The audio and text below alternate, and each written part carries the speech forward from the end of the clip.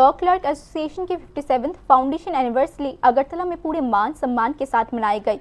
वर्षगांठ समारोह के दौरान मंच से बोलते हुए संगठन ने ये दोहराया कि वह आने वाले दिनों में भी सभी को साथ लेकर और सभी के हितों के लिए काम करते हुए अपना कार्य जारी रखेंगे।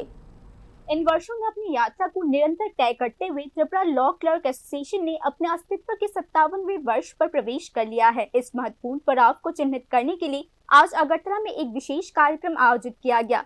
संगठन की 57वीं स्थापना वर्षगांठ के अवसर पर जीवन के विभिन्न क्षेत्रों से आए समुदाय और समर्थकों की भारी और उत्साहपूर्ण उपस्थिति देखने को मिली। इस अवसर पर मीडिया से बात करते हुए त्रिपुरा लॉ क्लर्क एसोसिएशन के प्रतिनिधियों ने इस बात पर प्रकाश डाला कि सभी हितधारकों के सामूहिक सहयोग से ये एसोसिएशन अपने विनम्र शुरुआत से धीरे धीरे विकसित होकर एक महत्वपूर्ण और प्रतिष्ठित संस्था बन पाया है।